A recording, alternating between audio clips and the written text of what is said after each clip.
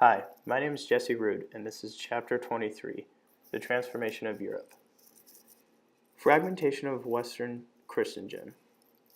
Revolts against Roman Catholic Church in the 16th century began with Martin Luther and the Protestant Reformation.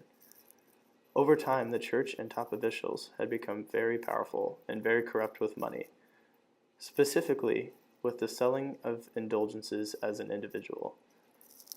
Martin Luther was very against the selling of indulgences. The printing press boosted Martin Luther's attempts with the Protestant Reformation. Johannes Gutenberg was the inventor of the printing press. The printing press and translations rapidly spread literacy, and with that, more individual powers. Meanwhile, in France, John Calvin was leading a reformation of his own. John Calvin organized a Protestant community. However, he disagreed with Martin Luther on some things. One specifically was that Calvin believed in predestination. Calvin created Geneva, and it was run by Calvinists and had strict moral and social codes. Guess what else was going on? An English Reformation. King Henry VIII was in conflict with the Pope because he wanted a divorce. So he just pretty much became an English Pope himself. By 1560, England had permanently left the Roman Catholic Church forever. The Catholics would not quit, however. In response to the Protestants, Roman Catholics undertook enormous reform, sought to persuade some to return to the Church, those being Lutheran who had left with the Protestant Reformation. Then came the Council of Trent. The goal of the council was to define the Catholic Reformation. It was an assembly of bishops and cardinals who addressed doctrine and reform for the Catholic Church. Based on theology from St. Thomas Aquinas, the council defined Catholicism and its theologies. It focused more on morality. St. Ignatius Loyola would push the limits with the founding of the Society of Jesus. The Society of Jesus is also known as the Jesuits. They made extraordinarily effective missionaries because they were very knowledgeable. They spread Christianity on a massive scale throughout the world. This brings us to witch hunts and religious wars. The hunt for witches was strong in areas split between Catholics and Protestants in Europe. Based on the theory that witches had relations with the devil and worshipped him in exchange for power, women were hunted down and often killed. Witchcraft became the scapegoat for any wrong turn of events in Europe at this time. Did you hear about Janice's dog? Yeah. Must have been her neighbor. I think she's a witch. 110,000 individuals underwent trial in the 16th and 17th centuries. 45,000 were killed. Gender played an important role in the witch hunts. However, men were also victims. In some places even more than women, but most convicted witches were indeed women, poor, outcasted widows who were on the outskirts of society. This brings us to religious wars. Wars erupted between Protestants and Catholics. Spain even sent the Spanish Armada to force England to return to the Catholic Church. It failed mostly because of weather. The 30 Years' War would come next. The Holy Roman Empire attempted to force Bohemian subjects to return to the Roman Catholic Church. Everyone got involved in Europe. Spanish, France, the Dutch, German, Swedish, Danish, Polish, the Bohemians, of course, and the Russians would all take part. The war was insanely destructive. 1/3 of the German population was killed. This brings us to the consolidation of sovereign states. The Reformation also affected politics. Monarchs took advantage of the war's destruction, attempted revival of empire. The 9th century saw the end of the Carolingian Empire. Holy Roman Empire attempted to emerge into the 10th and 6th century but would fail. Europe would become a region of independent states from here on out. Charles V created a massive empire after gaining authority of Habsburg family domains. However, Charles V did not dominate with military or attempt to establish structure. Foreign powers also prevented Charles' advancements in Europe. The French Roman Catholics encouraged Lutheran rebellion to prevent Charles from invading France. Charles would eventually retire to a monastery in pretty much failure of spreading his dominance throughout Europe. Strong regimes, meanwhile, were being formed under new monarchs in France, England, and Spain. Some of these monarchs included Henry X of England, Louis and Francis of France, and Fernando and Isabel of Spain. States became more involved and began generating a large amount of income. Individual states also began to create and maintain strong armies. This brings us to the Spanish Inquisition. Founded by Fernando and Isabel in 1478, the Inquisition was formed to get rid of those practicing Judaism or Islam, but this soon branched out to include Protestant heresy in Spain. Inquisitors were often ruthless. The Inquisition created silence and in turn power for Spain. Constitutional states. In the 17th and 18th century, everyone is starting to try to restore things after the 30 Years' War. Constitutional states and absolute monarchies were created.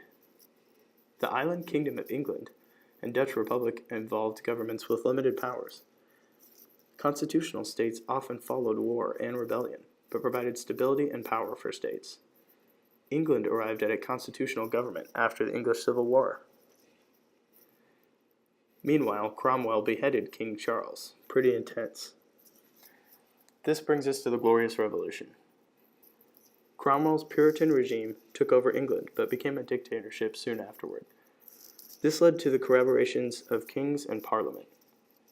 The Dutch then followed suit. In 1567, King Philip II moved to suppress a Calvinist movement. This led to a revolt against Spanish rule. Eventually, this became a constitutional government as well. Also at this time were absolute monarchies, which were focused on the divine right of kings. This means that kings were derived from their authority from God. This brings us directly to the Sun King. King Louis XIV epitomized royal absolutism.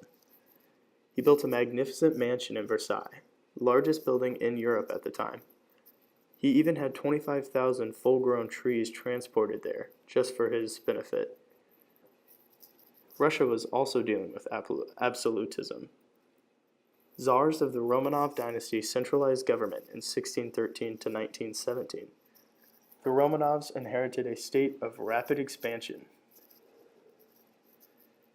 They expanded into the Arctic, the Caspian Sea, the tundra, and also large parts of Siberia. Peter I was one of the most important Romanov czars of the time. He is also known as Peter the Great. He was committed to making Russia the model of Western Europe. Peter developed a new army of peasants who worked for pay as professional soldiers. He also established St. Petersburg as a magnificent capital city. Then came Catherine II. She began to limit reform. Catherine the Great came to power in 1762. She was focused first on social reform, until the bloody rebellion took place. Eventually, centralized power even more and invaded surrounding Polish land. The European state system. Sovereign states were forced to find ways of resolving conflict between themselves. The Peace of Westphalia was established to avoid another 30 Years' War. The Peace of Westphalia did not eliminate war. War was consistent in early modern Europe. The 7 Years' War was a major war that followed. No ruler wanted to see another state dominate all others, so coalitions were formed against those who aimed for more power. Military expertise and weaponry expanded in Europe, creating armament supremacy. This brings us to the early capitalist society. Capitalism began generating considerable wealth in Europe. This was uneven and led to difficult social changes throughout the land. Population growth and urbanization contributed to capitalism. The American Food Corps. Columbian exchange enriched European diets. Some examples of this were corn and potatoes, which were major additions to European diets at the time. Old diseases began losing ferocity as diets diversified and improved health. Better nourished populations were better able to resist disease. Population growth. Decreasing mortality resulted in rapid population growth. The population rose to 1 billion after Europe recovered from the epidemic plague. Eventually, after the 30 Years' War recovery, the population would be at 180 million. The population growth led to urbanization. Prominent capitals became locations of commercial and industrial work. City populations greatly expanded. This early capitalism of the time also brings us to discussion of proto-industrialization. Population and urbanization growth led to economic development, of course. Economic growth emerged with capitalism. In this economic system, private parties make goods and services available on a free market and take advantage of market activities for profit. Supply and demand is a basic aspect of this economic system. Knowledge of markets and the ability to spread information led to customer and consumer supply and demand. Joint stock companies were also formed. These institutions were large trading companies that spread the risks attached to expensive business and took advantage of extensive communications. Direct ancestors of contemporary corporations, joint stock companies dominated the time. Politics and empire. Government authorities invited capitalism for personal and state gains. Capitalism encouraged entrepreneurs to organize new ways to manufacture goods, which led to more efficiency. This brings us to the putting out system. This system developed when entrepreneurs seeking profit left inflexible the cities for the countryside. Unfinished materials were delivered to rural households. Men and women then assembled the materials into a finished product. The entrepreneurs would then return and pick them up and sell them on the market. Represented early effort to organize industrial production and proto-industrialization. This led to a social change in early modern Europe. Rural life was changed by an increase of material standards. Peasants were forced to work in the countryside, under harsh conditions. Serfdom began to develop in Russia. Romanov czars restricted freedoms of peasants and tied them to the land as serfs. Serfdom emerged as peasants were required to provide labor to landowners, and this prevented marrying or moving away without permission. Eventually, serfdom became a type of slavery where serfs could be bought and sold in Russia. These profits would soon lead to trouble with ethics all throughout Europe. Capitalism created moral challenges. Adam Smith claimed that society would prosper when individuals pursued their economic interests. But social strains were created, however, as traditions were broken and people left their neighbors helpless as they became wealthy. Capitalism early on created great violence. However, one thing that developed that wasn't as intense was the nuclear family. Capitalism favored the nuclear family. It became the principal unit of society. Love between a man and a woman became more important in the making of a marriage than interests of extended families. Capitalism helped encourage these developments. Also came transformations in scientific thinking. Astronomers and physicists rejected classical Greek and Roman authorities at this point. They based understanding of the world on observation and reasoning. This led to the scientific revolution. First starting with the reconception of the universe. Originally, the Ptolemaic universe, until the 17th century, European astronomers were still basing understanding of the universe on the work of Ptolemy and Alexandria. Basically, this said that the Earth had no motion and was surrounded by 9 hollow spheres that revolved around it. This was obviously disproved with the planetary movement.